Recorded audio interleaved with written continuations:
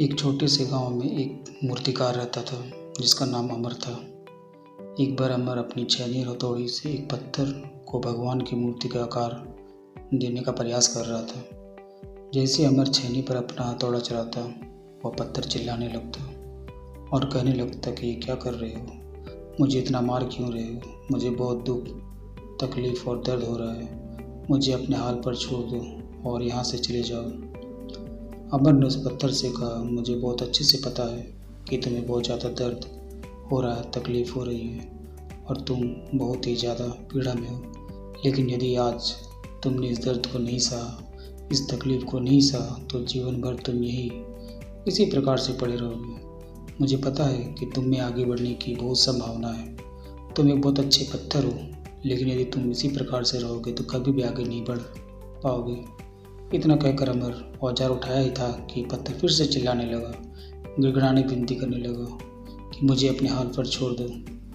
मुझे पता है कि जीवन के लिए कौन सी चीज़ सही है और कौन सी चीज़ गलत है।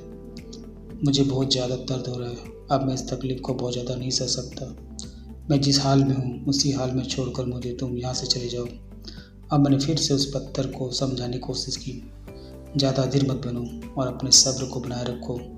थोड़ी देर और इस दर्द को सहो, यदि इस दर्द को सह लिया तो मैं भगवान की मूर्ति के रूप में तुम्हारी स्थापना कराऊंगा और फिर दूर दूर से लोग तुम्हारी पूजा करने आएंगे, पंडित और लोग तुम्हारी सेवा करेंगे। लेकिन पत्थर ने अमर की भी बात नहीं मानी, वह चिल्लाता रहा और अपनी बात पर अड़ा रहा। अमर ने उस पत्थर को समझाने की बहुत कोशिश की, लेकिन वह पत्थर नहीं माना। अमर भी उसे समझा कर थक चुका था। अंत में अमर उस पत्थर को छोड़कर आगे बढ़ गया और थोड़ी ही दूर जाकर देखा कि एक और बहुत ही अच्छा पत्थर वहाँ पड़ा हुआ है। अमर ने छैनी हथौड़ी उठाई और उस पत्थर को मूर्ति बनाने के लिए तैयार हो गया। अमर ने छैनी हथौड़ी का वार दूसरे पत्थर पर जारी रखा।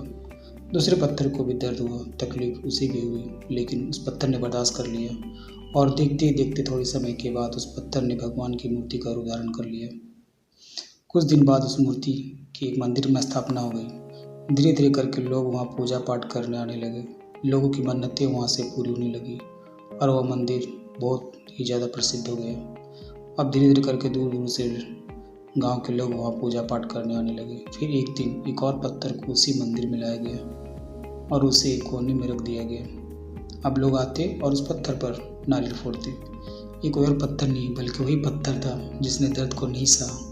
अब वो पत्थर मन ही मन बहुत ज़्यादा पछता रहा था, दुखी हो रहा था और अपने अपने आप से कह रहा था कि काश मैंने उस दिन उस दर्द को, उस तकलीफ को सह लिया होता तो आज लोग मेरी भी पूजा करते हैं। फ्रेंड्स, जब भी आपके सामने कोई मुसीबत आए तो उससे घबराए नहीं, बल्कि उसका पूरी हिम्मत से सामना करें। अगर आप डर गए तो फिर आपको अंत में पछताना पड़ेगा, जैसे कि दूसरा पत्थर पछता रहा था। Thank you.